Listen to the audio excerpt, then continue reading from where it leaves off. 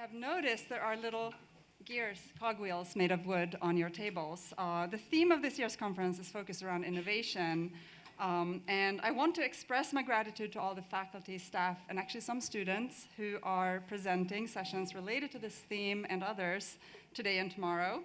But it is the innovation theme that is the reason for these decorations, the little cogwheels, which also symbolize all the collaboration that happens around the university. That was the thought behind it. I want to acknowledge also all the work and all the gears at work that went into making this year's conference happen. And that goes from the community members who are leading sessions that I mentioned, to the CTRL faculty fellows, some of whom might be here. Wave if you're here, faculty fellows, who reviewed session proposals, to Bob Brownlee's audiovisual team, Ashley Fisher's MGC event space team, Cynthia Andrade's catering team, and last and most importantly, the tireless work of CTRL's event planning team, Catherine, Afan, Victoria, Diraj, and Nabila. Please join me in thanking them. Just a couple of notes before we move into the plenary session. If you are joining via Zoom, welcome to you as well, of course. You can turn closed captioning on and off by clicking on the CC button at the bottom of your Zoom window. Maybe it's at the top now, if there was an update. They keep switching. And then during the Q&A portion of this session, if you're on Zoom, you can simply post questions in the Q&A window, and we will monitor that and verbalize those questions into the room. If you're in the room, just wave your hand, and we will call on you and bring you a microphone. But wait until the microphone arrives, please, so that our online attendees can hear you. And then finally, if you're planning to come back for tomorrow's sessions, please bring your name tag back. We can print a new one, but we try to be sustainable. So bring it back. It's also actually really important because it's your raffle ticket for tomorrow afternoon's raffle. So bring it in, and I hope that you join us again tomorrow. There will not be difficulties crossing Wisconsin Avenue, as we saw today. We have a lot of folks joining us online because they simply couldn't be here because of the traffic. But I hope to see all of you tomorrow, whether you're online today or not. And now to start off today's plenary, I want to welcome Monica Jackson, our Deputy Provost and Dean of Faculty. Welcome, Monica.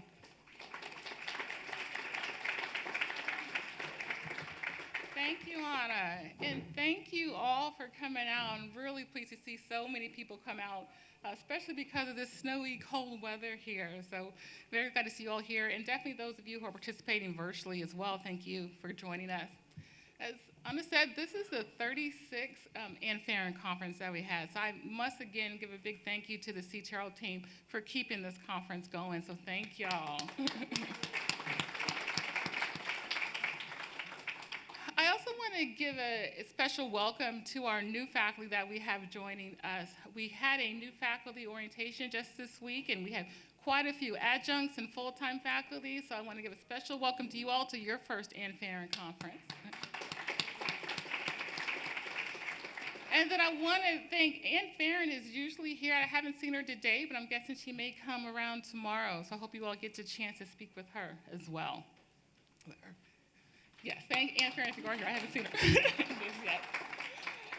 So with this year's Ann Farron conference, the theme is centered around change and what change means for faculty and how we can better support faculty as change is coming. So we have a lot of sessions around this theme, so I hope you were able to attend some. We have one special one that was actually a student panel where students were actually just talking about what they want faculty to know about them and so to help you better prepare for your classes. And I'm happy that we've had another NSF Advanced session where we talked about our new peer mentoring cohorts that we started this year. You all may remember that we are one of only 8 institutes that have this NSF Advanced grant, which says $1 million just used toward faculty and strengthening our community here and our campus climate here, and especially erasing gender and racial inequities across campus, and particularly strengthening our term faculty here as well. So I'm very glad to have that session. And we've also had sessions here again on AI. Recall last year we did focus on AI. You know, AI is definitely changing how all of us are working, how you all are teaching, and how you're using your classroom. So change is the theme here, and I hope you're actually finding some sessions that you're going to enjoy through this Ann Farron conference. So with that, I am going to introduce our next speaker. We have our Vice Provost for Research and Innovation, Diana Burley. Diana also leads the Chi Cyber and Economic Security Institute and serves as a faculty member here. She oversees our university-wide research and development, and Diana's only been here since 2020, and just in 2 years when she came here, she was able to double our research budget. So we initially brought in 24 million, and in 2 years she doubled that to 48 million. So no easy task to do that. On top of all that, she is a scholar and a researcher. She has over 100 publications. She's testified before Congress and done a number of adventures with her work. So with that, I'm going to bring her to the stage to introduce her panel.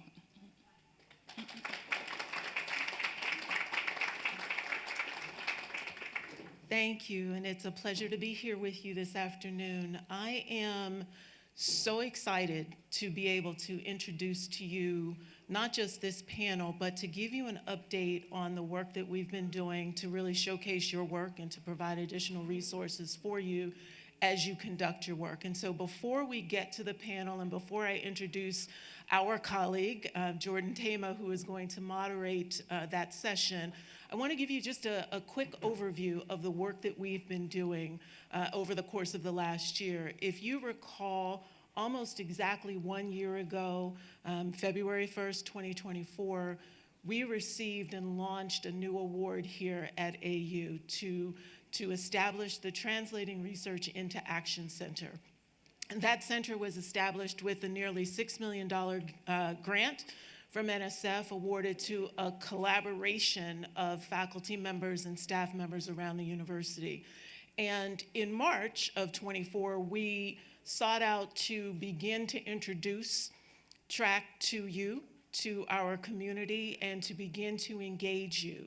We have spent these last 11 months really setting up the infrastructure and structuring it and getting some of these initial tasks done and engaging you, and we're really ready to hit the ground running and full throttle in year 2. So let me take you through, just as a reminder, this at American University, we translate research into action. I want to say, and even as Monica gave me that wonderful introduction, I didn't double our research awards, you all did. I just tried to smooth some of the infrastructure to help you get there. And the same is true about research translation. Yes, the team of us, and I will mention the team in just a moment, the team of us received the award, but really the reason that we were able to get that award is because AU, faculty, staff, and students have exhibited a commitment to research translation and to conducting research that positively impacts society. We're just harnessing that and working to make the infrastructure stronger to enable your work. So let me tell you a little bit about TRAC and then get to what we have done over the course of this last year. So TRAC is all about infrastructure building. The idea behind the award is that the funds that we received from NSF are designed to help strengthen our capacity as an institution to engage in research that influences and supports evidence-driven policy for the betterment of policy practice, whether we're talking about nonprofit practice or private sector practice. TRAC, as it is structured, has 3 interrelated components: research, training, and seed funding and networking and support.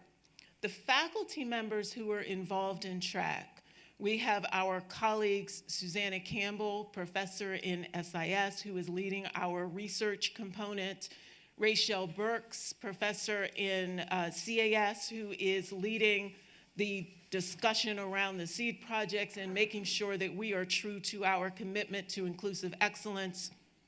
Bei Zhao, who is also a professor in CAS and making sure that we are thinking both about our social science colleagues and our, quote, hard science colleagues, and thinking about what does tech transfer, what does research translation look like, and how can we ensure that we are providing the infrastructure for those faculty members.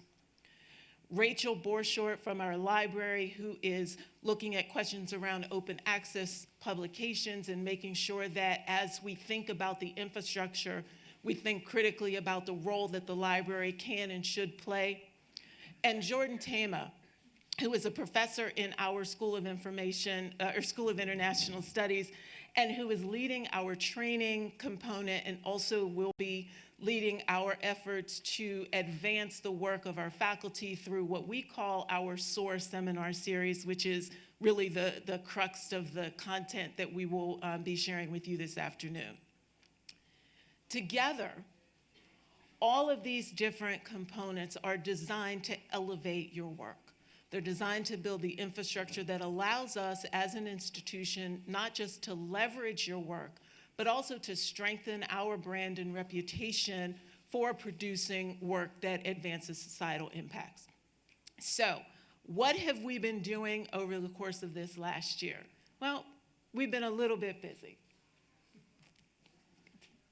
So here are some of the things that we have done over the course of this last year. And I'm not gonna twist my head and try to read all of these out to you, but I want you to see that we are working collaboratively to build the infrastructure to provide resources to you. I am particularly proud of that third bullet. I think it's the third one. Yes, the third bullet that says that by the end of 2025, TRAC will have secured and provided support to you, to our faculty, in excess of $1 million. And that's what we know about right now. We anticipate it will be much higher than that. We're doing that through a combination of seed funding from our award and also by enabling supplemental grants that support research translation from external sponsors such as NSF to bring other faculty members into the fold of bringing resources in. We're also extremely proud that we are engaging our students. This semester, we are launching a fellows program with our honors program for our undergraduate students so that they can work with us to help craft what research translation training and efforts look like at the undergraduate student level. Jordan Tama is leading that effort. And we are also launching in May an Emerging Scholars Institute that will focus on our postdocs and PhD students, not just from AU, but also from some of our partner institutions in the DMV and also around the country. These are the things that we are doing to enable the world to be aware of what we're doing and the work that we're doing. And if I can just go back to that top bullet, because I want to make sure that I emphasize that one. As a result of the work that you all are doing, NSF asked AU, TRAC on behalf of AU, to lead a national community of practice, to collaborate with the Pew Charitable Trust, to lead this community of practice to specifically advance our discussions and understanding around how do we measure societal impact. Because we all know that what gets measured gets done. And we need to ensure that the incentives for you as faculty members go well beyond what we consider to be traditional measures of productivity, and that we are able to expand those measures to ensure that we are, in fact, doing the work, building the infrastructure, providing the incentives that support you in your work in research translation. So these are some of the things. These are some of the highlights. If you go to the next slide, I will just give you very quickly some of the upcoming programming that we have. Obviously, we're here today at Ann Farren. We also have a session right after this one of the concurrent sessions that will be led by Susanna Campbell and Rachel Borshort. Tomorrow, we have the finalist presentations. We have 6 finalists, 6 faculty teams who are vying for the next round of seed funding under our theme of research-informed civic engagement. They will be presenting their research proposals and engaging in a Q&A.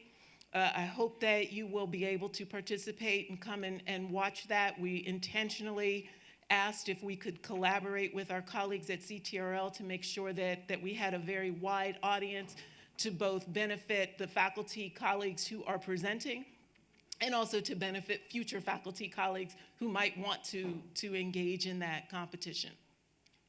You can see we have a couple of events posted up there that are specifically focused on our students.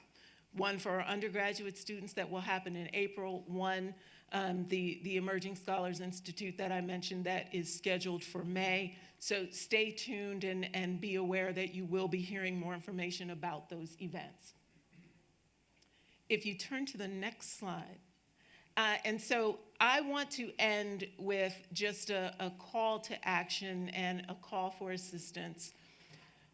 Every time we stand in front of you, any of us stand in front of you, we ask for you to engage with us, to participate with us. TRAC is, again, about building the infrastructure and growing the community. There are a core set of us who are affiliated formally with the initial grant, but we want to expand that much more broadly. Doing that means engaging with you. A couple of the faculty members who have started to engage with us that I haven't mentioned already, that $300,000 award came at a proposal or from a proposal from Simon Nicholson. We have faculty members who are helping us as we think about tech transfer and as we think about some of the other ways of engaging. If you use those QR codes to either go to our LinkedIn page or to our website, if you can't see up there, and I'm a cyber person, so I made sure that they were real and that they take us directly to where we want them to go. We also have little business cards that we put around on your tables that have our logo on one side and have the QR code to our website on the other side. Please feel free to take that with you. We will continuously update our website. And obviously, if you want to reach out to any of us, any of the faculty colleagues I mentioned, to me, to our management team, we have Marie Dumont, who is our project manager, Ingen, who is our project coordinator, and Madison Shoemaker, who is she's really my right hand, left hand, I'm left-handed, so my left hand in the Office of Research, and also helps us with TRAC and everything. So reach out to any of us if you are interested in engaging. So with that very long introduction, but I hope it was worth it, I am so pleased to introduce Jordan Tama. As I said, he is a professor. He's Provost Associate Professor in our School of International Studies. He is the lead for all things training, education, community building with TRAC, and he is also spearheading the SOAR Seminar Series. So much so that he offered and delivered the first SOAR seminar back in December. He was our inaugural speaker, and he will now introduce our speakers and talk to you a little bit about the SOAR Seminar Series. So, Jordan.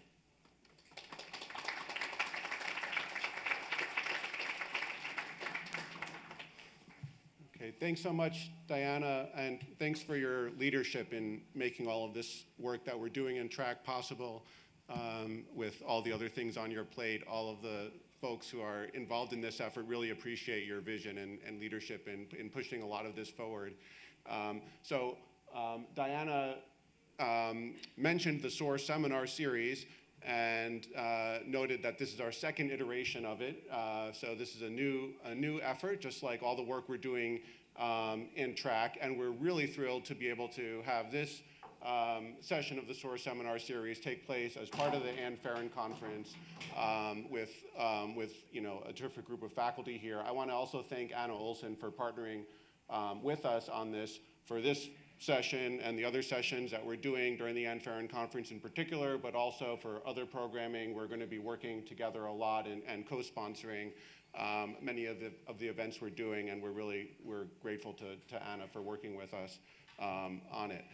So what is the SOAR Seminar Series? So it's our effort to have faculty at AU learn from each other with respect to innovative and impactful work that's being done by faculty across the campus that involves research translation, with a special emphasis, not exclusively, but a special emphasis on work that involves partnerships with institutions, individuals outside of academia that are rooted in research. And so for many of the SOAR seminar sessions that we're going to be convening, we'll be featuring not only an AU faculty member, but also an external partner that faculty member has worked with, because we think it's especially enriching for us to be able to learn from both the academic side of the partnership as well as the practitioner side of the partnership. And Diana had up on the screen a few of the other SOAR seminar sessions that are going to be taking place later this semester, so encourage you all to come to those and to RSVP when we send out publicity for them. We'll be sharing an RSVP form, and you can also get the information about them on our website if you use that QR code. So for today, we're really thrilled to be able to have a conversation with two people who have been leaders in carrying out an impactful and innovative partnership, academic practitioner partnership. I'm just going to briefly introduce them and then have them come up and they'll share their experience working together as partners, and then we'll have plenty of time for questions, and I think we'll be interested in also hearing your insights and learning from your own experiences that relate to what the speakers have shared. So Danielle Sodani is director of the Institute for Innovation and Education in the School of Education here at AU, and in that role, she is leading efforts to cultivate partnerships that are based in research with practitioner organizations of a number of varieties in DC, nationally, internationally, in the education space. And Eric Bethel is Instructional Superintendent at DC Public Schools. He has 22 years of experience as an educator in the DC Public School system, including as a master educator, as a principal, as well as now as the instructional superintendent. And so Danielle and Eric, if you'd like to come up here, they're going to share about their experience carrying out, designing, and then carrying out a research practice partnership. I think share a bit about what they've learned from that, some challenges perhaps that they've faced, and lessons that they have for us. So thanks so much, Danielle and Eric, and over to you.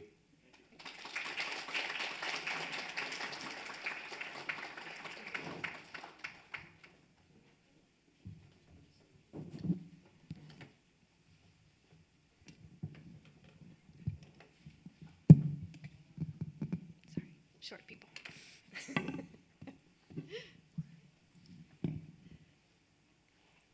Hi, everyone. It's a great honor to be here. I'd like to thank CTRL, Anna and her team for creating the space for this. I'd like to thank the folks from the Translating Research into Action Center for creating this opportunity, and then also the SOAR team for making this happen. I went to the first SOAR event, and it was really exciting. They were speaking my language, and it's really exciting to have all of you to be able to share our partnership, for us to share our partnership with you, and to hear later from Mr. Bethel. I could easily call him Eric, but we're used to calling him Mr. Bethel, and that just throws like a little insight into the culture of the way schools work and how our partnership is. So I may go back and forth.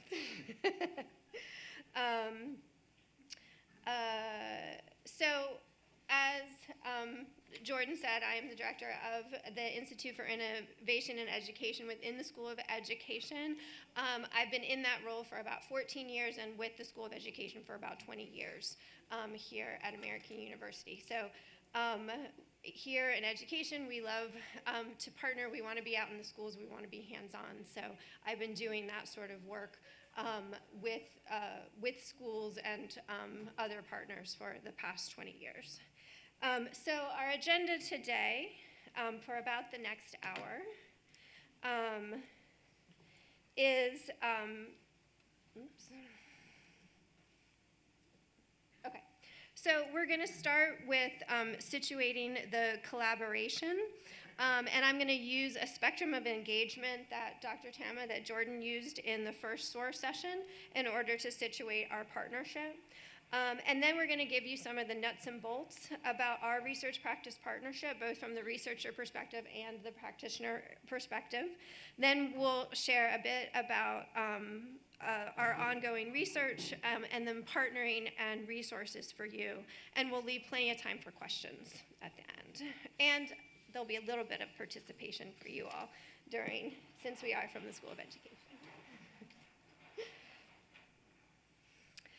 So this is, at the first SOAR session, Jordan presented this spectrum of engagement diagram, which was originally, I'm going to hold the mic so I can turn my head, which was originally created by his colleague Nazim Barma and their work from Bridging the Gap. And I thought it really resonated across disciplines, so I wanted to share it again with you all to situate our partnership. So very briefly, the categories are arm's length research, which is more traditional research approaches in conducting research and publishing in traditional outlets.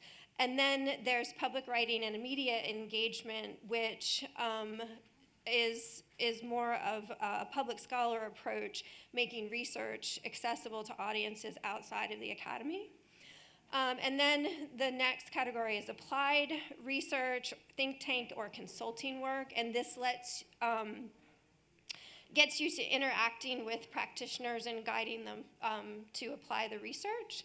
And then the last two areas are sort of where we fit in and where our research practice partnership is situated. So this is the co-creation with practitioners as well as embedding in practitioner institutions.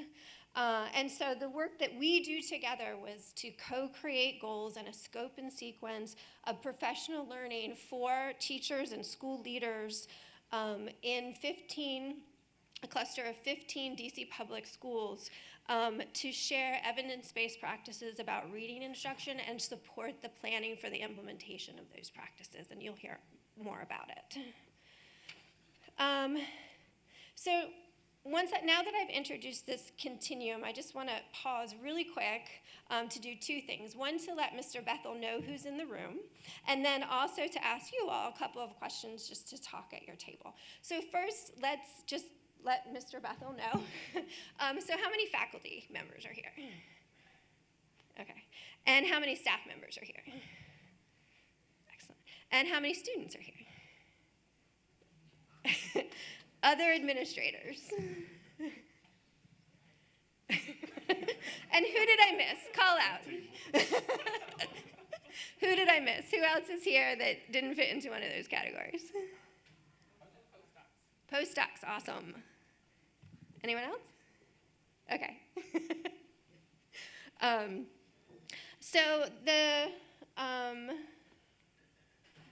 Okay, so then I just want you to do a little turn and talk at your tables and to get your minds thinking about partnerships. And so if you could talk to somebody, and so first, if you're doing public scholarship or you're in a partnership, then go ahead and talk about that experience. If you want to be doing that and you have aspirations for it, then talk about the things that you might want to be doing. And then where do you think you might fall in this spectrum? Where are your epistemological lenses? Where do so your sensibilities fall within that partnership? So I'll give us like 2 minutes.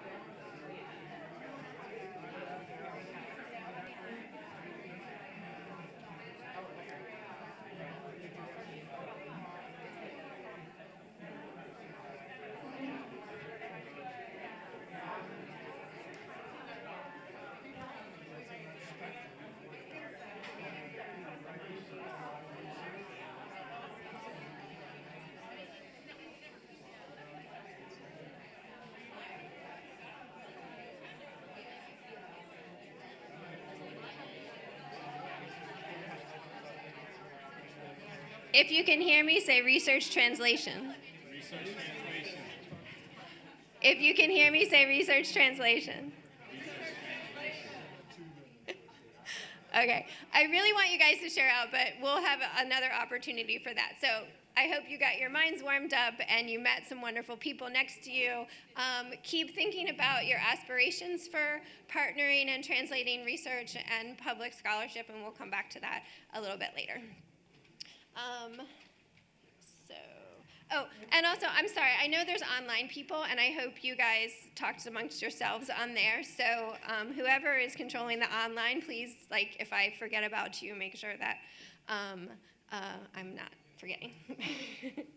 Okay, so I'm going to do this pretty quickly, but I just wanted to, sort of run down some of the reasons of why we partner. And the biggest side is really work that comes between both sides, between practitioners and researchers. So we want to connect with the community, and practitioners want to connect with us as members of the community. We want to co-create solutions to help out, and also to bring that information back to our students and back to our colleagues about what we learned about being out in the field and collaborating. Of course, there's data to be collected and needs assessments to be done, but both of us learn from that information. We also, in education, we want to support the positive outcomes for our K-12 students, determinative interventions work, and then, of course, engage in the broader field. And that's in the practitioner side of that. There's practitioner conferences. There's other people, like in our case, we work with 27 total schools, 15 schools with Mr. Bethel. We want to get out to the rest of the schools in DCPS, and how can we do that? And then also to learn how to build our own capacity to partner. What can we bring back to Diana's team, to our teams in our schools about how we can partner better? For practitioners, we want to make sure, and they want access to usable research. A lot of what we did together was to validate the current practices that were happening in the schools, as well as introducing new practices, gaining knowledge about the new practices, and then, of course, expanding our professional learning communities. And specifically for research and faculty, we want to be able to provide AU students with collaborative research experiences. We want to, again, build our capacity to partner and also bring back the learning, the findings, the experiences from our partnerships to our courses and our units to share that information out and build on that. So I'm going to really quick give an overview of our partnership, and then I'll be passing it to Mr. Bethel to give the practitioner side of things. Coming out of the pandemic, the district was responding to a national conversation about reading instruction. And you may have heard of a podcast called Total Story by Emily Hanford. You may have read articles about the reading wars or science of reading, which is now a fraught term. So that nationwide conversation was looking at current approaches to reading instruction, namely whole language and balanced literacy, and calling them into question. And parent advocates were calling for districts to examine their curricula, ensure that there was explicit and systematic multilinguistic instruction being delivered to their children. Many state and local legislatures were passing laws, including in DC. The DC Council passed a law that's now being implemented by the DC Office of the State Superintendent that mandated, they often focused on dyslexia, and they mandated reading curricula, training for teachers, dyslexia remediation programs. And so this partnership in 2020, 2021 began under this social and political context. And it was also set in a school district with families from historically resilient communities who have been historically denied access to literacy. So there were many layers to how we needed to take that an approach to introducing new practices to the school leaders and the teachers.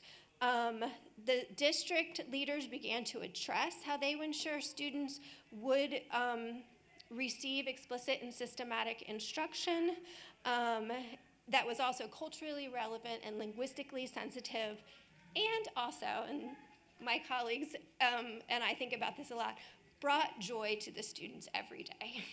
That reading was fun, and everyone wanted to be doing it. That is not an easy task. Not the joy part, but all of it together.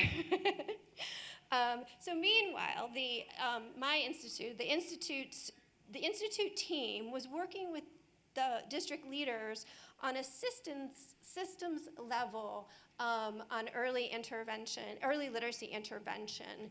And this was actually through our EDD program. We had received a grant from the US Department of Education to bring in 8 full fellowships to our EDD program for students who wanted to focus specifically on early literacy intervention. And so we were thinking through at a systems level and learning from these students who came from DCPS. They were DCPS leaders. What did it take? What was needed in this context to implement new reading practices? So, and not necessarily new, but these particular reading practices. So all these components were ripe for partnering. DCPS was building the prior knowledge about reading, and they knew they wanted more support, and the IIE, the Institute, was learning about DCPS systems and being connected through our students to the right teams who eventually funded the partnership. And through these shared goals, we developed a fruitful collaboration which included co-creating professional learning, coaching for instructional leaders and teachers in schools, and developing a research plan to help us all understand if this support increased the capacity of school leaders to plan for the implementation of evidence-based practices. Of course, we also wanted to make sure that all of this brought positive outcomes to students, which of course can be difficult through professional learning, but we have researchers who are tracking that. We also wanted to make sure that we were sharing knowledge across the district, as well as back to our teacher education program, and of course the broader research community, and then again, I keep saying it, building capacity for partnering. So, quickly, this gives you an idea of sort of the trajectory of the partnership. So in 2019 is that US Department of Education grant that we got to fund the EDD students. Then the DC Office of the State Superintendent got, from them we received a grant that helped us start working with 2 schools, and we started testing out how to share knowledge with the instructional leaders and the teachers. And then here in 2021 and 2022, and then 22 and 23 is when we started working with larger groups of schools and really trying to focus in on what school leaders needed in order to support them in planning with their teachers for the implementation of evidence-based practices. And then here at the end, you see this was sort of our heyday year. So we were working across 27 schools. There were 8 schools getting direct coaching. And those 2 years were funded with ESSER funds, which came from the US Department of Education through the district, and were recovery funds from COVID. That money ran out. And Mr. Bethel, the amazing, amazing man that he is, rallied the principals and got them, and I hope I'm not stealing your thunder on this, and got them to pull from their own budgets to continue the partnership for 1 more year. And we're working to continue that partnership again through external funding. Hopefully he tells that story a little bit more, but if not, well, you can ask us about it afterwards. So this work is not done by 1 or 2 people. We have a huge team, and this is only for the 15 schools that we're working with with this cluster. There's a whole other cluster that we were working with too that has some other team members. But we have so the schools who we're working with are dual language schools. 8 of them are dual language schools. This is the dual language team over here on the side, Katarina Brito and Juliet Stedman. Then we have Mr. Bethel and Gina Sanchez, which works across all 15 schools and supports them with language literacy in both Spanish and English. And then we have a team at the bottom who are all faculty members and adjunct faculty members, and some of them are our EDD students, and they work directly with coaches and teachers and school leaders. And then we have the team at the top that tries to keep it all going. But I do want to point out that Dr. Sarah Irvine-Belson and Annie Carabell are here with us today, so you can also ask them questions about the reading, the reading practices more in depth. Okay, so quickly, I kind of said all this, but this is in a nutshell. We had monthly professional learning with the principals. We had targeted coaching in the 4 dual language schools with the principals, instructional leaders, and teachers. We had a professional learning community of the instructional superintendents across the district. We hosted DCPS for 2 or 3 years here at AU for over 200 educators to do a literacy conference. And then we are also consulting with the special education deputy director. So quickly, okay. We wanted to be very deliberate in the commitments that we made for this partnership, and so the first one was to really decenter the academy as the knowledge creator and avoid privileging the knowledge of the academy, so that we're coming in this as equal partners, and that we both know that knowledge can be created from researchers and practitioners. We also wanted to create equity in the process of partnering by building trust and equitable routines, clear communication, and taking time to discuss power dynamics and voice, asking whose voice might be missing. We can do that better. And some of the research that I'm doing about the health of the partnership, that's definitely something that we might not think is a problem, but we can always do better.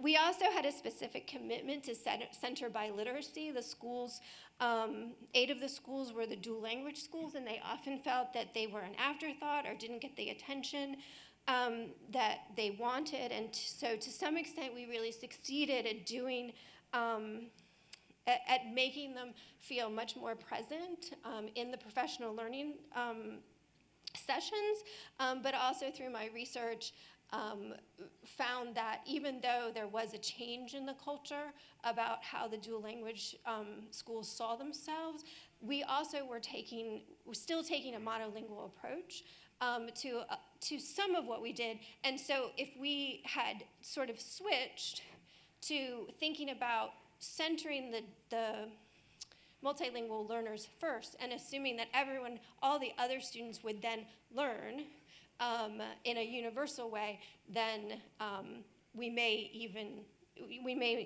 are things we'll talk about. Sorry. And then finally, one of the other parts of my research that I just wanted to point out is that a lot of partnerships are focused on the practitioners as they should be, those challenging problems of practice that we all need to work together to solve. But also there's information that we can bring back. We can close the loop and bring that information back to our courses, back to our students in the university, and share that information out with them in a slightly different way than like how to partner better, but like what is the content that we can share within our coursework and within our classes about what we're learning in the field. Okay, so we're gonna pass it off.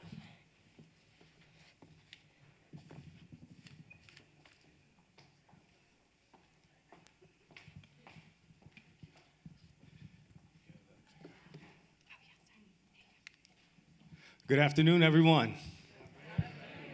This is such a cool experience for me. I spend 99.5% of my time in front of elementary school faculty and students, and so to be on the other end of the spectrum in higher education with you all is an absolute treat.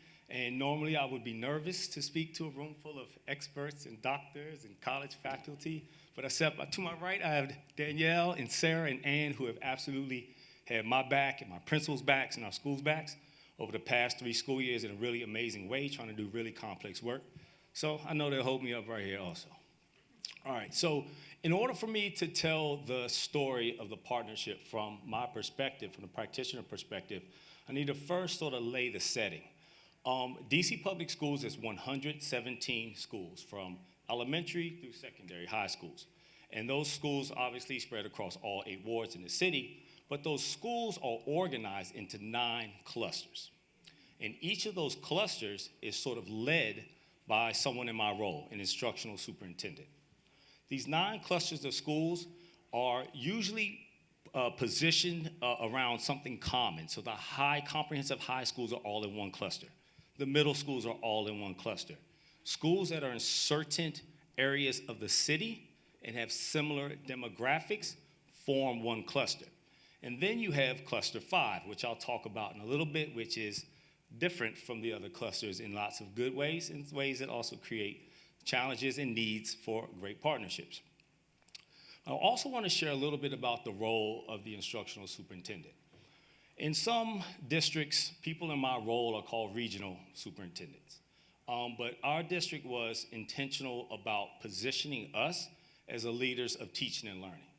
We are responsible for executing a very strong instructional vision aimed at really improving the academic outcomes of all of our learners. And the primary vehicle by which superintendents do that work is through principal supervision. So we supervise and support principals. We're responsible for their mentoring, their growth, their development, their professional learning, and ultimately helping them to do the really hard work inside their schools, leading improved outcomes for students. So a little bit more about the setting and the characters in this story. So cluster 5 is, I guess the correct way to say this is we are a diverse cluster. The probably way I would say to friends is we're a hodgepodge of a bunch of different schools that don't necessarily fit neatly together, okay? So let me explain a little bit more about that. We have 15 total schools, and 8 of those schools, as Danielle shared, are schools that teach in English and Spanish, dual language schools, which require their own set of supports and resources in order to do that work well. Then we have 7 schools that are not, monolingual schools. We also have a set of schools that came into the cluster from a previous cluster called the autonomous cluster. And by autonomy, they had a lot of choice to make curriculum decisions, to make pedagogical decisions that were different than what the district was doing as a whole. And so we also have schools that have different needs for different learners. We have schools that are Title I schools, serving high percentages of free and reduced lunch, students that receive free and reduced lunch, and we have schools that are not, don't receive federal funding for that work. And what this creates is a wide variation of practices. We had people teaching literacy 15 different ways. We have 15 different schedules. I don't even want to speculate on the number of different curricular resources that were attached to this learning. All of our leaders and teachers are coming in with a wide range of knowledge and expertise as related to literacy instruction. And then we do have great demographic diversity in the cluster. So about 1/3 of our students are white, about 1/3 of our students are Latino or Hispanic, about 1/4 of our students are Black or African American. We have 1,000 students, a little over 1,000 students that have individual education plans. And we also have about 1/4 of our students who we identify as economically disadvantaged, okay? And these are students who, I speak about this demographic a lot, no matter what group I'm speaking to, because this demographic of students represent students that come from our most impoverished sort of backgrounds. These students are typically receive not only free and reduced lunch, but they also receive government assistance for housing and or food. They're part of our TANF or SNAP programs. These are students who live in transitional housing or foster care or are currently unhoused. And when we look across all of our demographics of learners, this is our most fragile, most precious group of learners, no matter how you look at it. These are students that are having the most difficulty finding academic success in school. And so we consider our mission of our work, we're not successful unless we're moving and supporting and helping this demographic of students find absolute success. And that's really what our partnership was centered around, that mission. So you know a little bit about DCPS, and know a little bit about the cluster. I want to go back in setting to talk a little bit about the when. So I tried to circle, I don't know what shape this is, but I drew a perimeter around the years where my work in the partnership began with American University. And if you look at that timeline, you think about school year 22-23, this was the first full year of return to learning for many of our students following COVID. We are in the business in this partnership of improving early literacy, instruction, and outcomes for students. Our 5-year-olds, 6-year-olds, and 7-year-olds were just coming back this year after being at home trying to learn over a computer. Some of you may have, I'm sure we all remember different perspectives on that experience. But from our standpoint, and why that's important at this moment in time, is because our students came back with more disparate needs as it related to learning, as related to literacy learning, than we had experienced in years past. And so we're coming back from COVID, 22, 23, first full year in return. I've got 15 different schools with 15 different ways of approaching instruction with students that had an urgent need. And so that was really that's the plot, that's the problem that we were taking on, and we desperately needed a strong partner to help us think about how to engage our schools in that work. So I jumped ahead a little bit, but this slide is really outlining what the problem we were trying to solve is. Again, you have 43% of students returning that were well below grade level.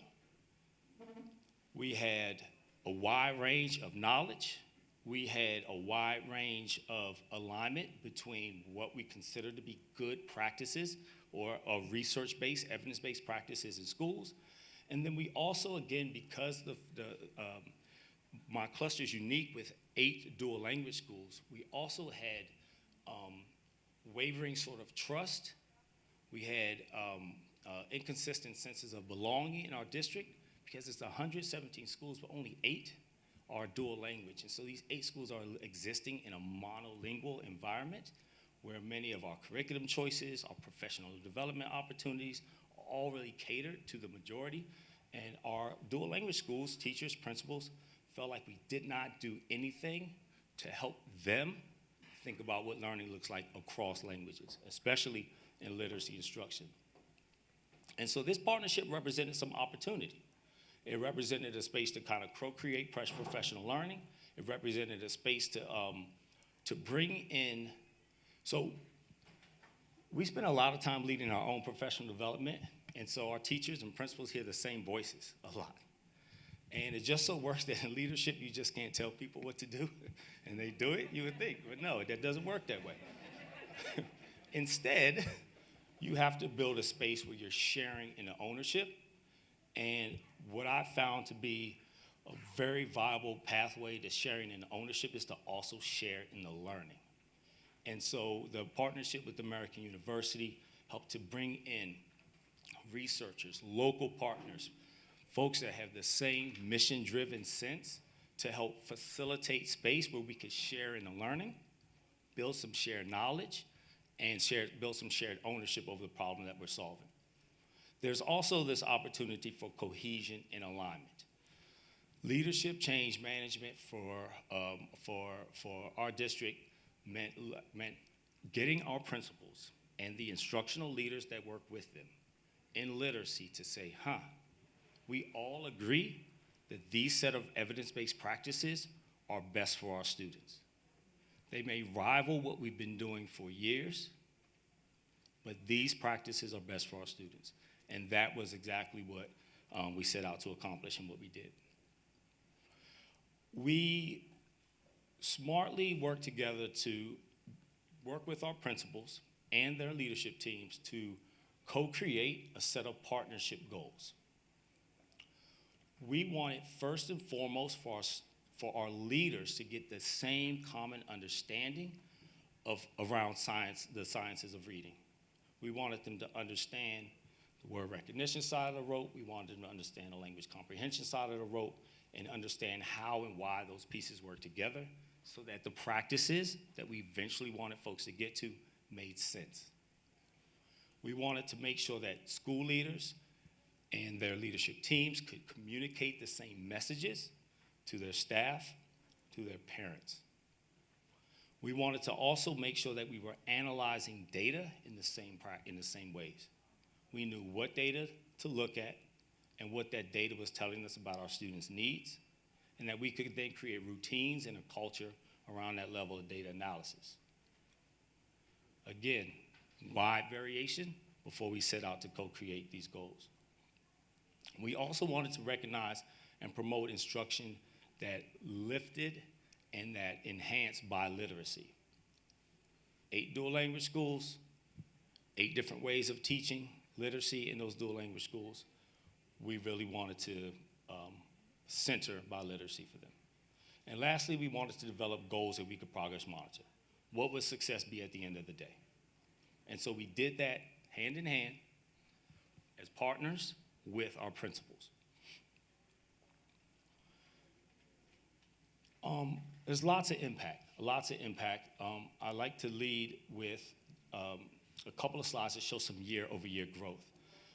That very bottom slide shows where we were right out of the pandemic. This is our low. And over the years, we had consistent growth, year-over-year growth. If you look at the red, this represents students who were far below benchmark. Okay, far, not 1 year behind, multiple years behind. And so you can see year over year, we reduced that growth. And we reduced that with very specific, systematic, explicit instruction that we learned together. We call it needs-based small group instruction. You might see it. You see kids at a kidney table. You'll see a teacher teaching really explicitly about decoding skills in K2. And that work led to, over time, a decrease in the number of students that were well below. And obviously, we also see that more and more students were on grade level. And this represents the kind of health and instruction we want to see. We're nowhere near the end where we want to be, but we are making growth and moving in the right direction, and that's a result of intentional work that we've been doing. This is beginning of the year data. So this is data where we test students very early in the year, and then we spend a year trying to improve that data. And so this is what that data looks like at the end of the year. The very first year in the partnership, you see the continued reduction of students far below, and you see the continued increase of students that are on or above grade level. And I want to stop for a moment. I'd like to just, we snap. We have to snap for that. That really says a lot. In a graph, it looks the way it looks, but in practice and in reality, these are students who are struggling readers, and we're seeing the improvement. These are teachers who were not confident about what to do for students, who are gaining more and more confidence over time. And that is just, it's really, really phenomenal. There's also a lot of cultural impact that we feel and see. And one of those, biggest pieces of cultural impact is, the partnership really helped bring research around biliteracy instruction to the forefront for our community of learners. And we had not been able to routinely establish and do that. And our dual language principals are starting to say things like they feel heard and seen and have a voice and know a little bit more of what to do. They feel like they have a community. And that work, that shift in like feel, that cultural shift has expanded beyond this partnership, but it's expanded into other work that we're doing as a dual language cluster. And it really started here in this space. Obviously, there's an increased trust in the process. And this really goes to what Danielle teed up. And trust in the process. Originally, our central services was covering cost related to the partnership. And that funding is no longer, but our principals appreciated the opportunity so much that in this school year, in their tiny little budgets, pulled together enough money to support the partnership. I think one school contributed like $1,500. That was like the most they had. In other schools, some more. But it speaks to their trust in this work and the benefit that they're getting out of it, that they wanted to make it happen, at whatever cost. And that was really a true nod to their trust in this process. In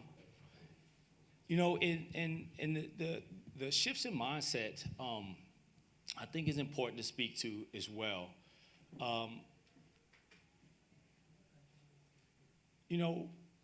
It's when a teacher becomes very confident in understanding their students' data and knowing precisely what instructional practice will match a student's needs, it really turns on a light, and it really empowers them in a way that is hard to capture with words, but it's easily observable across schools. And when it creates greater opportunity for more change, for more improvement and more growth. When someone lets go of a practice and adopts a new practice, that it spreads, it multiplies in a way that we're seeing across our schools. I'm not doing such a good job of articulating that, but it's easily seen and felt. I know the team here sees that as well. And then we also have expanded our relationship. So our relationship with American University, our relationships within the cluster with each other, because we brought folks together every month for these shared learning sessions, and we share practices. People are putting themselves out there. They're bringing forth videos. They're saying what they did well, what they learned, what they didn't. And just like this community of learning here, we've created a space that didn't exist for larger literacy leadership in our cluster to learn together. And that's really been great for building our community identity.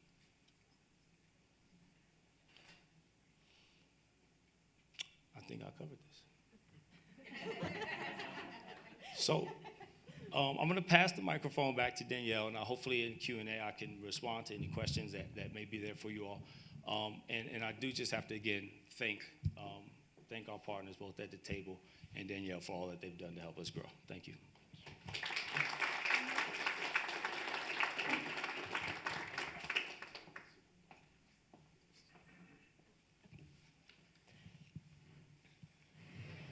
Thank you. Yes. Sarah was there. Okay, so I want to return us back a little bit, but thank you, Mr. Bethel, for laying all that out for us and for giving us a glimpse of the practitioner side. So I want to return to research translation to bring us back to what we're doing here today. And sorry, gotta get to my notes.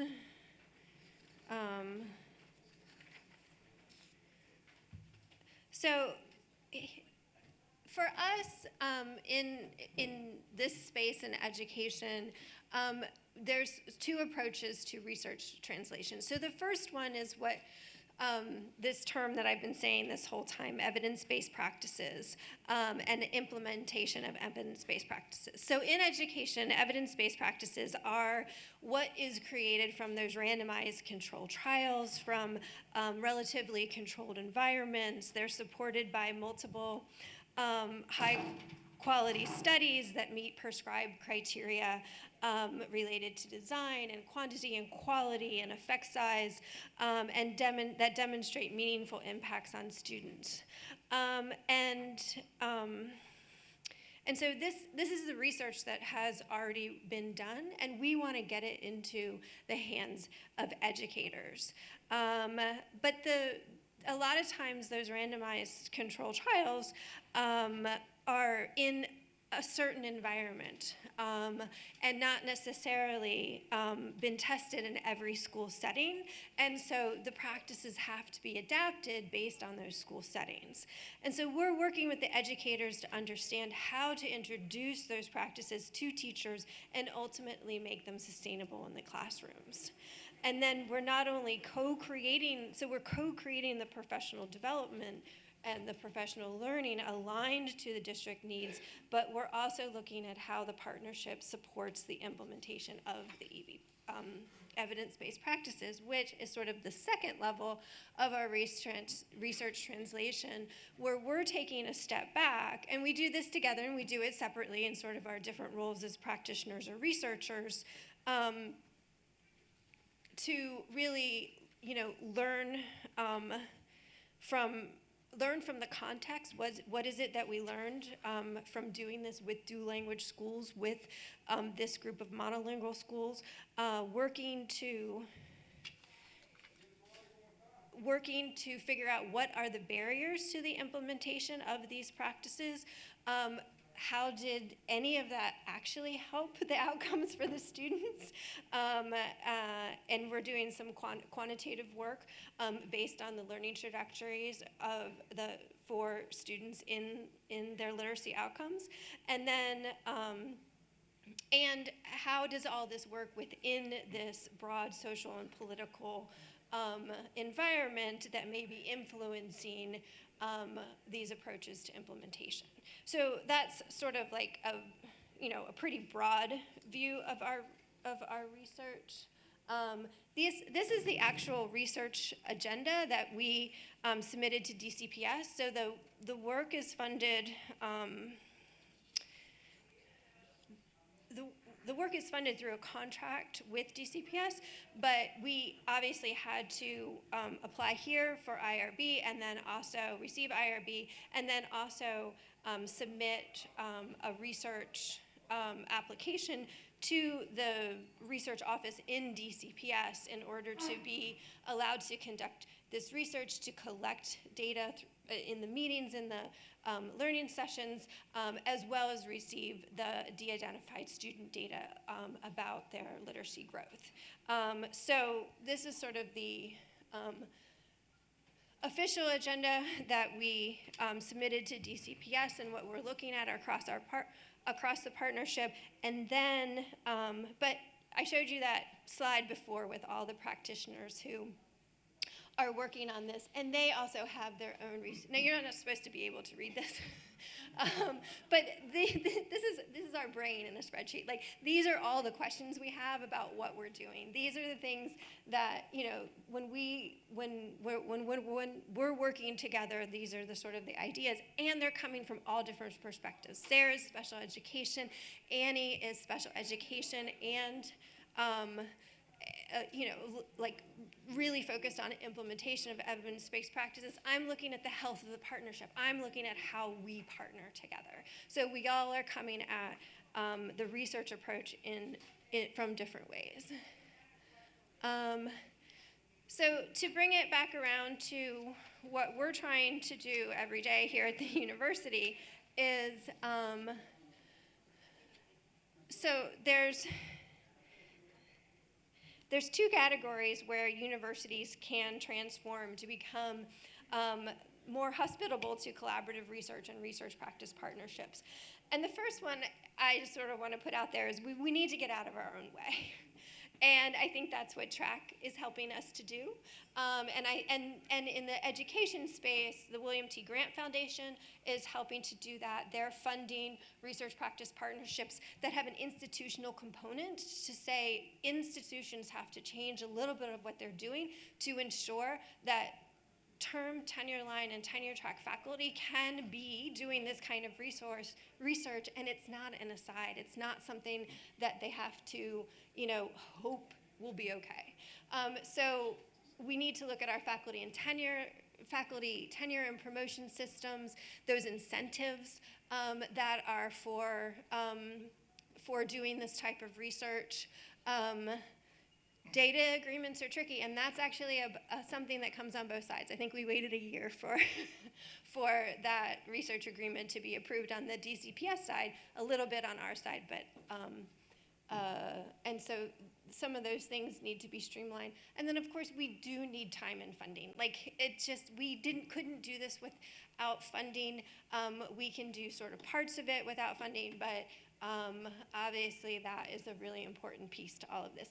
And we are so lucky to have TRAC here. Like, this is exciting that there are people who are really thinking through all of these issues for the university. So then the other piece that I want to come back to, and this is sort of part of my research, this is at the annual institute we have, and these are all of our doc students who work in DC Public Schools who came to that institute. And so this is sort of the type of network that we have created. But here we want to make sure that we're sharing our work in these types of spaces, that we're seeing if there's any content from what we're doing in partnering that aligns to our coursework. So Annie Carabell designed an entire course for our undergrads that was focused on the types of evidence-based practices. It was a Foundations of Reading course, but she had them go to the schools and observe teachers teaching and using some of these practices. She brought in some of these researchers to talk about how they work with their students and that kind of thing. So closing that loop, bringing it back to what we do every day. And okay, so it's back to you guys doing a little bit of work. And then we'll open it up for a full Q&A. But I want to get your minds going a little. So I know everyone's probably in a different space. There's probably people here who've done more of this sort of translational research and partnership than I have. But from wherever you are, and you can do this individually or with the people at your table, if you could answer one of these prompts based on if you want to start a partnership. If you are at the beginning of a partnership and maybe you want to rethink your commitments or make sure that you have commitments lined up. If you have been in a partnership, how could you involve more students this semester? How could you bring something back from the partnership into your courses? And then if you've partnered before and want to again, what would you do differently? How would you think about what you did before and what you want to do again in order to make it a more effective partnership? So think about, I'll go back, I'll leave these up, but talk about that amongst yourselves again, and then we'll open it up for Q&A. And I think I forgot in the beginning I had a QR code to all these slides, so they're accessible to everybody. But chat.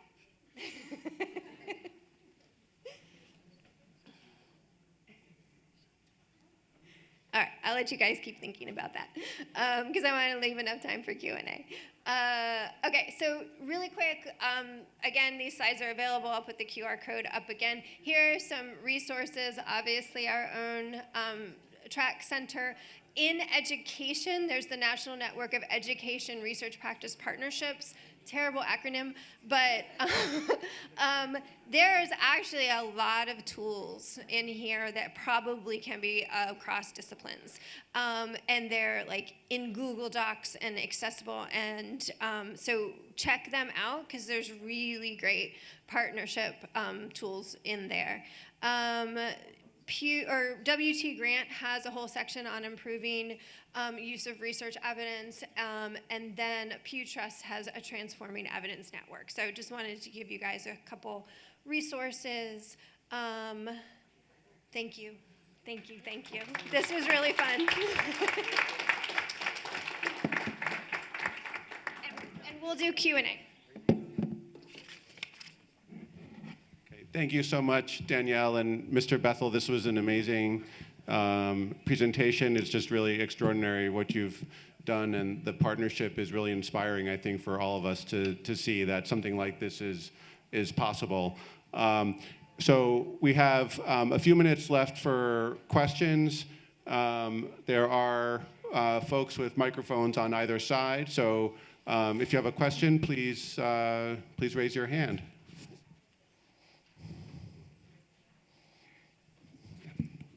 And introduce yourself before you ask your question, please.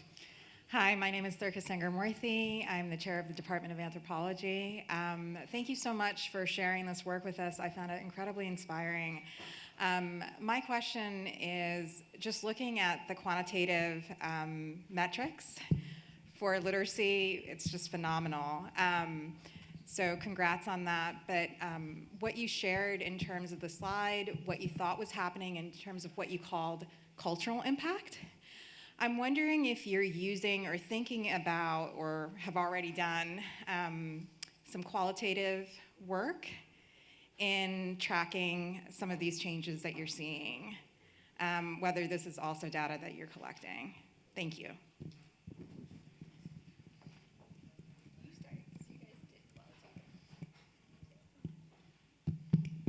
So thank you for that question, and thank you for recognizing the hard work of teachers and students and the impact of this partnership. When thinking about the cultural impact and the qualitative data collection, we do a lot of surveying. And at the end of every one of these monthly sessions, we ask for input and we ask for feedback from our participants. And this picture is exactly what the room looks like once a month. And what's typical in DC public schools is that these monthly meetings, these cluster meetings we call, are really just for principals. And it's the time where people in my role provide professional learning opportunities for that group of principals. But what we've done through this partnership is that we would like for our principals to have their literacy leads alongside them. And that in itself is a cultural change. That in itself is a major shift. And we get lots of perception data through our surveys that really speak to people's appreciation of that. And what are some other ways we've gathered? So at the end of last year, you all went, one of your colleagues interviewed the instructional leaders, and then as practitioners went through and really coded and then came up with an analysis of essentially what they were looking at is did they have what they needed to do this implementation? And that was that. I mean, and they sort of did that. We did that separately. They did that on their own. It was really impressive. And then. Yeah, and just a little part of that data collection looked like going into schools, and we would sit with students for the whole day to see what their experience was like and try to feel what the learner felt through their eyes.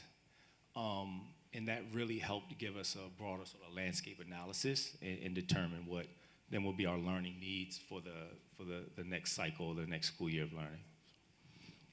And then, sorry, really quick, in my work, I'm looking at how we, starting with looking at how we as leaders are learning together. And so I'm looking at, we're called boundary spanners. So we're the ones who are, bridging the two organizations and the two sets of practices. So I've recorded our meetings. I have done interviews with school leaders. There's a chapter that I have that's out that about this, and then more will be coming. So yes, so we've collected a lot of those sort of interviews, meetings. I observe, because I don't present at the sessions. I observe every session, take field notes, and that kind of thing. So lots of data collected, and analysis is ongoing. Great.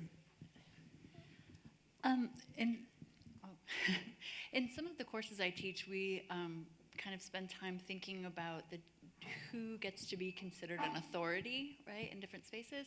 And I'm sorry if I missed this, but I'm curious if Mr. Bethel or other principals or people involved that are not here at AU or at a higher ed institution are co-authors on some of the academic or peer-reviewed literature that you're producing through this, and if so, what's that process like? Thanks.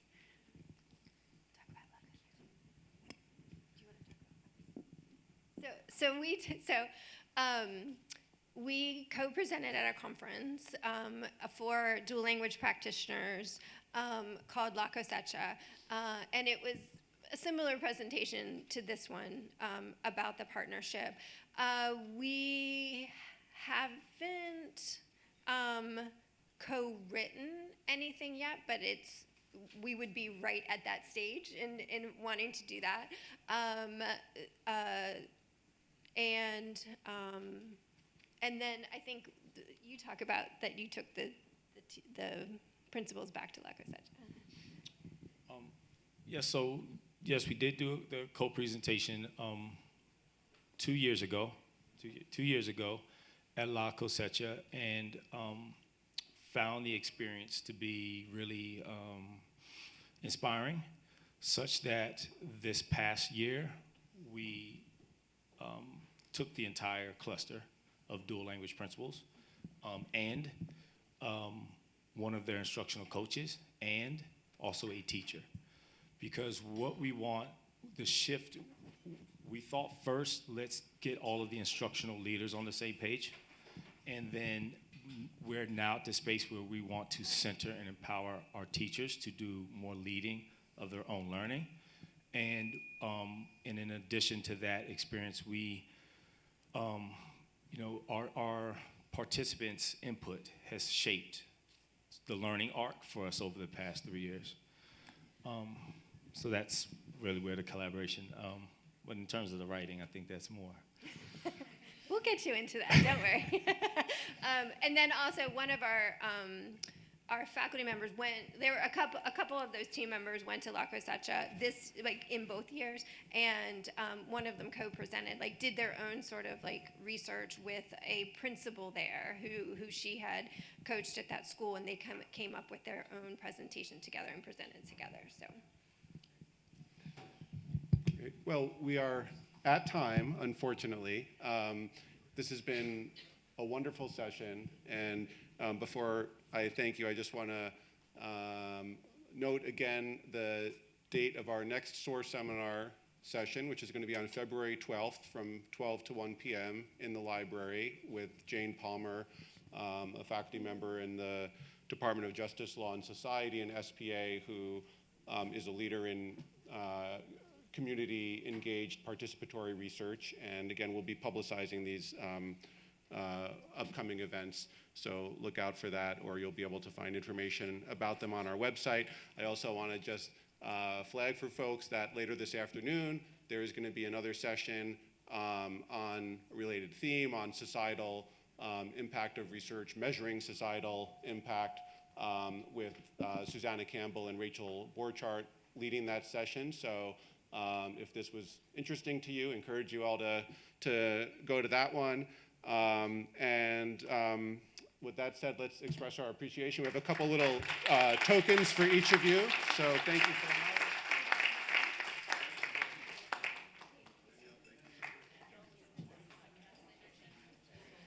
Thank you, everyone. Just a couple of things to wrap up. Thank you, Danielle, Mr. Bethel, Diana, Jordan.